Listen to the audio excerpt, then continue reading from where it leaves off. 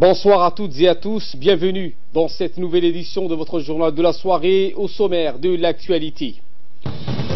Le président de la République, Ismaël Omar Guelleh, ouvre ce matin le siège principal de Salam Africa Bank.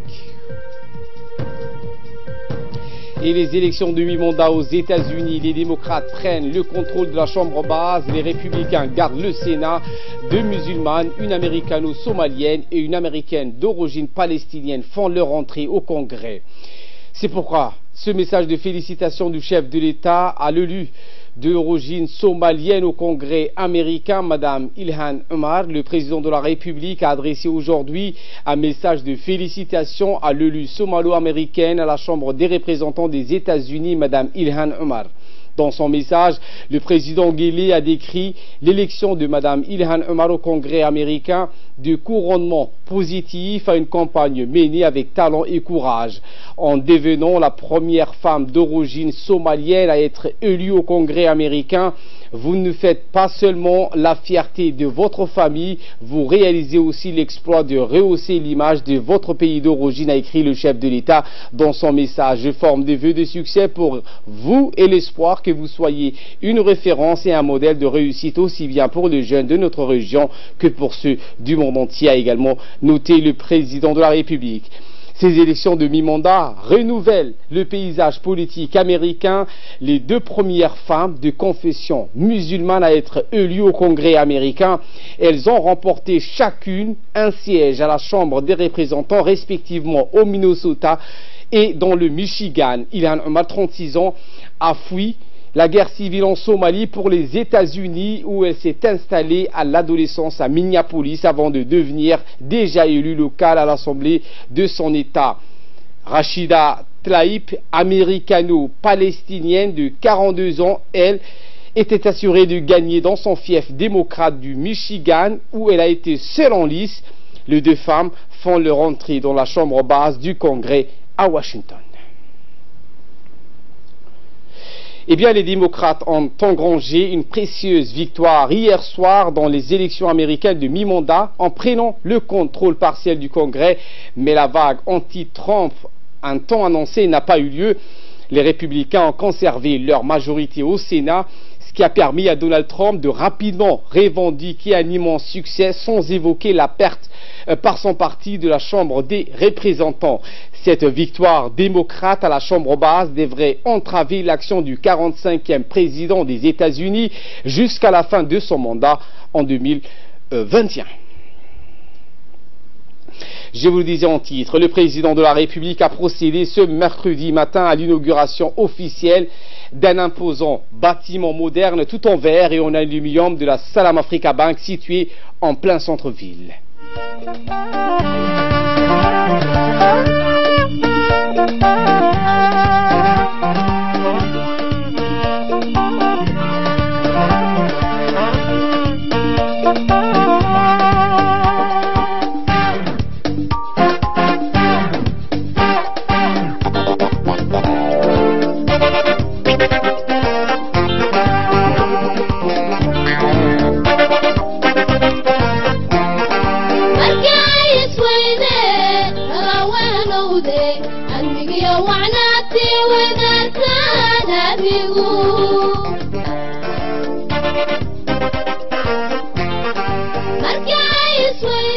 La Salam Africa Bank est un groupe financier appartenant à un collectif d'opérateurs économiques somaliens. À son arrivée, le président de la République, Ismaël Omar Guelleh, accompagné de la première dame et présidente de l'UNFD, Mme Khadra Mahmoud Haïd, a été accueilli par le Premier ministre Abdelkader Kamil Mohamed, le ministre de l'économie et des finances chargé de l'industrie, Ilyas Moussa Dawalé, le gouverneur de la Banque centrale, Ahmed Ousmane, le président des hommes d'affaires somaliennes, Cheikh Ahmed Nourjim Ali, le directeur de Salam African Bank, Jama Darwish, et son président du conseil d'administration, Ali Abdullah Hatim. L'ancien président somalien, Cheikh Sharif Cheikh Ahmed, a également été convié à cette cérémonie inaugurale, tout autant que le président de l'Assemblée nationale djiboutien, des nombreux membres du gouvernement, des députés, les diplomates en poste à Djibouti et influents hommes et femmes d'affaires du secteur privé ont été au rendez-vous lors de cette cérémonie où une grande ambiance a marqué la cérémonie inaugurale.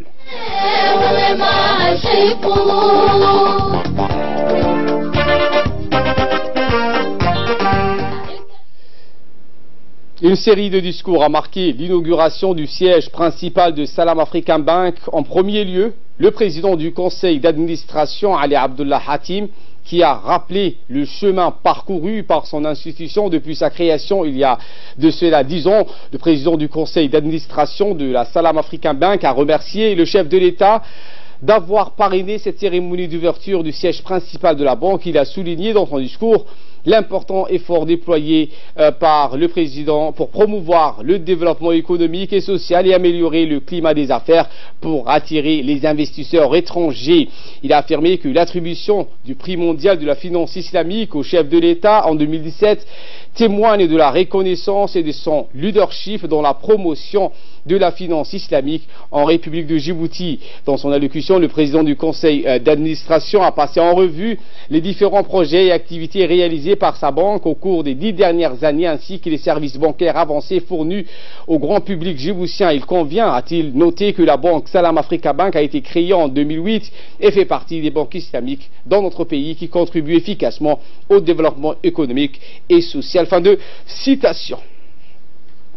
Le gouverneur de la Banque centrale de Djibouti, Ahmed Ousmane, est intervenu également au cours de la cérémonie inaugurale, félicitant les actionnaires de l'institution financière de la grande confiance qu'ils accordent à Djibouti, à son marché ouvert et libéral, ainsi qu'à la stabilité dont jouit le pays. Nous l'écoutons.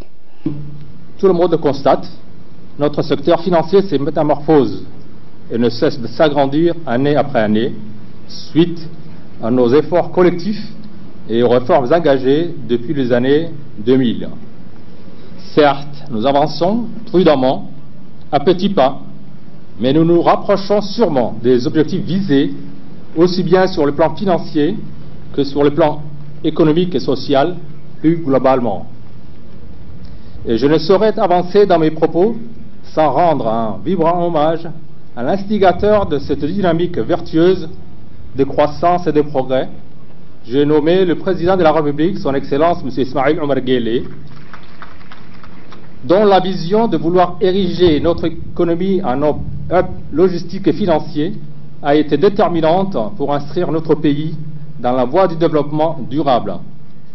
Excellence, outre votre leadership et vos orientations politiques pertinentes, vous attachez également le même grand intérêt pour suivre au plus près, sur le terrain, tous les grands chantiers de développement, et en particulier dans les domaines financiers, où vous avez marqué de votre présence tous les événements qui lui ont été consacrés, malgré votre agenda extrêmement chargé.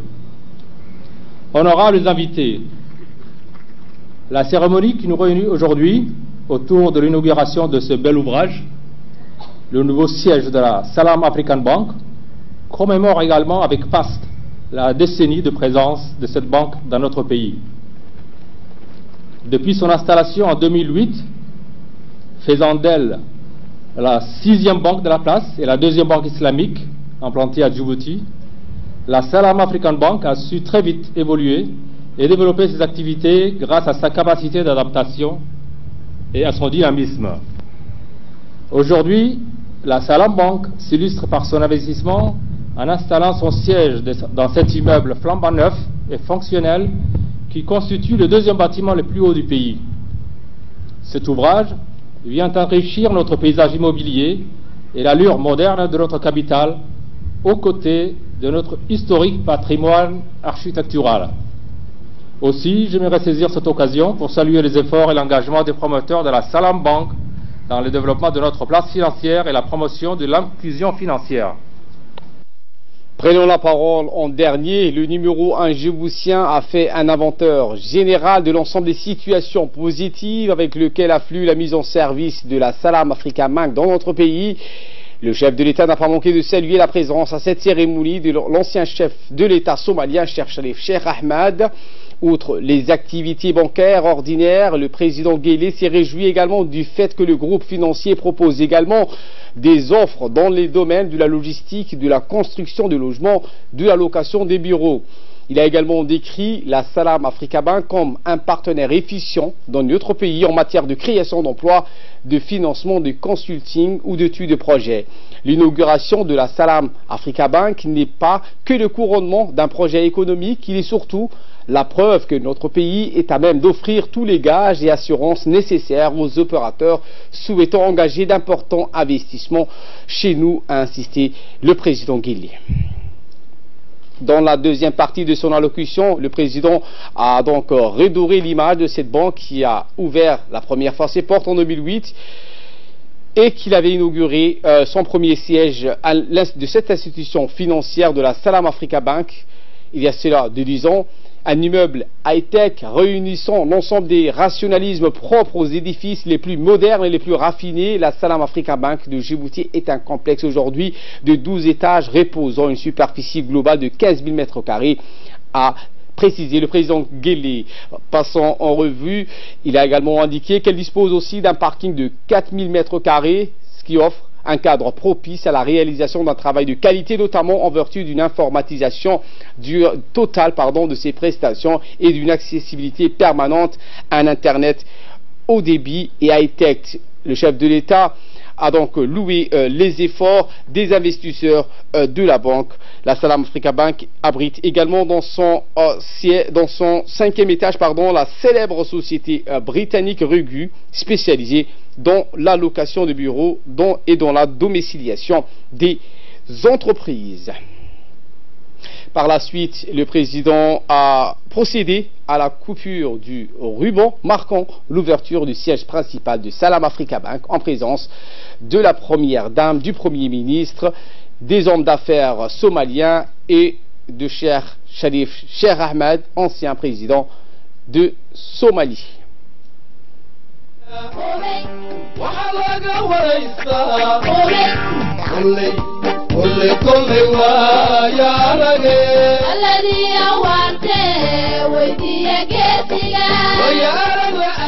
Après avoir coupé le ruban, le chef de l'État, en compagnie de son ancien homologue somalien et de hauts responsables djiboutiens de la Salam Africa Bank, a visité les différents services qu'offre la banque. Ce bâtiment composé de 12 étages, la première et deuxième étage est consacré à la banque. Les travaux de la construction de ce siège principal de Salam Africa Bank a débuté en 2010 et s'est étalé jusqu'en 2018 sur un espace de 15 000 m². 10 étages sont composés de différentes infrastructures dont des bureaux équipés et des centres de formation, également des centres d'aptitude physique verront le jour dans ce complexe.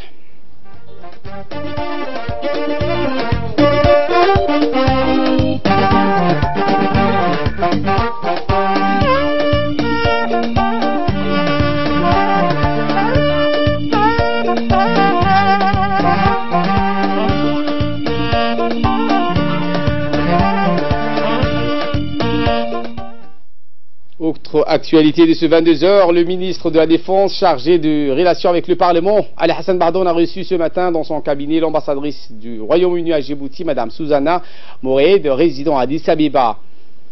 Le diplomate britannique et le ministre ont évoqué plusieurs sujets sécuritaires au cours de leur discussion, notamment la piraterie maritime, l'instabilité politique dans les pays limitrophes tels que la Somalie. Le ministre de la Défense a souhaité la bienvenue à l'ambassadrice à Djibouti et lui a renouvelé tout son soutien au cours de son mandat diplomatique en ce qui concerne les relations djibouto-britanniques.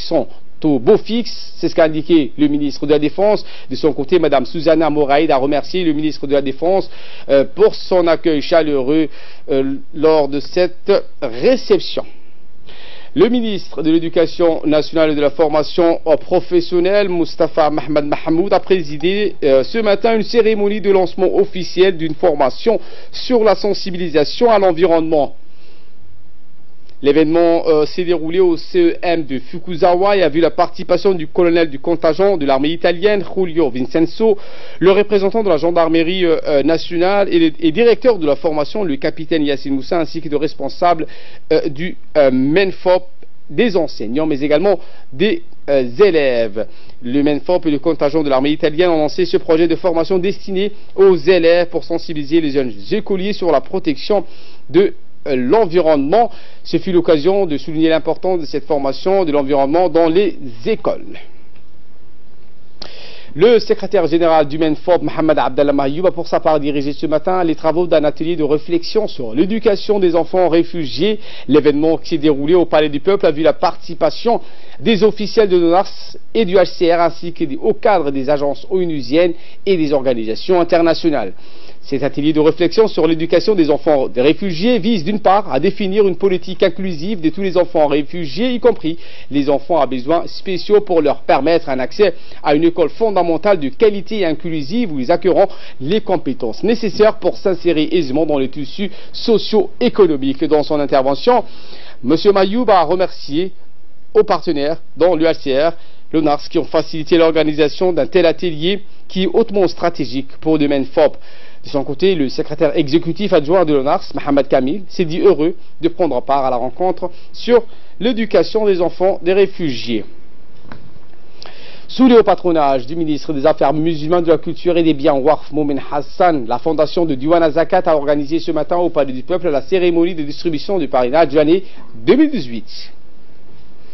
Cette cérémonie s'est déroulée en présence du directeur de Diwan Zakat, M. Suleiman Hussein, le président du comité exécutif de la fondation, Abdul Basid Ahmed, et des hommes d'affaires djiboutiens. Ils étaient quelques 1163 orphelins issus des différents quartiers de la capitale à bénéficier de ce programme de solidarité. Au cours de cette cérémonie, chacun de ces orphelins a reçu une enveloppe de 15 000 francs des mains du ministre des Affaires musulmanes, de la Culture et du chargé des biens Waqf. Le directeur général du Diwan Zakat a indiqué la générosité des Djiboutiens qui permet à cette fondation d'intensifier, de poursuivre ses œuvres de charité d'année en année. بهدف مساعدة هذه الشريحة الضعيفة من المجتمع ورعايتهم ومحاربة الفقر والطبقية والمساهمة في تنمية المجتمع. De son côté, le ministre des Affaires musulmanes, de la Culture et des Biens Waqf Momin Hassan Barre a remis en relief la cérémonie de cette journée avec notre traditionnel sens de l'hospitalité et de la solidarité qui est une partie intégrante de notre identité nationale. D'un temps solennel, il a loué les efforts de tous ceux et celles qui ont permis que cette institution voit le jour. En premier lieu, le président Guélé, il a exhorté les citoyens à faire preuve de solidarité envers les plus démunis. Le ministre des Affaires musulmanes, de la Culture et des Biens Waqf Momin Hassan a d'ailleurs tenu à le faire remarquer que la fondation connaît d'année en année une nette évolution de ses activités. Santé à présent, la direction de la santé de la mère et de l'enfant et la direction des ressources humaines ont procédé à la clôture d'un atelier de formation des sages-femmes des maternités sur la prise en charge du nouveau-né dès la naissance. C'était ce matin au Palais du Peuple. En effet, la prise en charge systématique du nouveau-né en salle de naissance permet non seulement de s'assurer de l'état de santé du nouveau-né à la naissance, mais aussi de détecter et prendre en charge à un stade avancé les malformations congénitales ainsi que de prévenir du décès néonatal. D'accord, mais également en termes de prise en charge des nouveau-nés de très faible poids de naissance ou de prématurés qui sont nés avant le terme. Aussi, dans la prise en charge des nouveau-nés qui sont issus des mères qui sont porteuses de maladies ou pathologies qui sont chroniques, telles que le diabète, l'hypertension artérielle, l'anémie, d'accord. Mais aussi, on a axé cette formation sur le volet psychosocial. C'était Dr Timiro Adenou, qui est pédiatre à l'hôpital Cheikhou. Également, dans l'actualité, le conseil communal de Boulaos a tenu sa 4e réunion à la bibliothèque municipale en présence du vice-président, du président de la commune et des élus locaux. L'ordre du jour était les préparations d'un projet sur la cartographie de la commune de Boulaos, un projet également de construction d'un bâtiment. L'autonomie de gestion du budget ont été également passés en revue, tous ces sujets au cours de cette réunion où les élus locaux ont tous validé les différents projets qui étaient à l'ordre du jour. Relevant du budget de la commune et de sa facilitation à l'autonomie de gestion, à l'accélération et à la recherche de financement d'un projet de construction du bâtiment de la commune de Boulaos. Opération coup de poing contre les produits de la contrebande dans la capitale. La brigade de douane de la capitale a lancé depuis hier une vaste opération de ratissage des produits issus de la contrebande. Cette opération a permis de ratisser et contrôler les échoppes et les magasins de commerce de Djibouti-Ville et dans les grands faubourgs de Balbala pour contrôler et saisir les produits contrebandes, surtout les cigarettes. Accompagnés par des éléments de la gendarmerie, de la police nationale, du secteur, les douaniers ont fouillé les différentes boutiques et ont trouvé des cigarettes de contrebande de marque Benson dans la majorité des commerces. Les propriétaires des commerces en infraction ont été arrêtés, ils ont été transmis au parquet.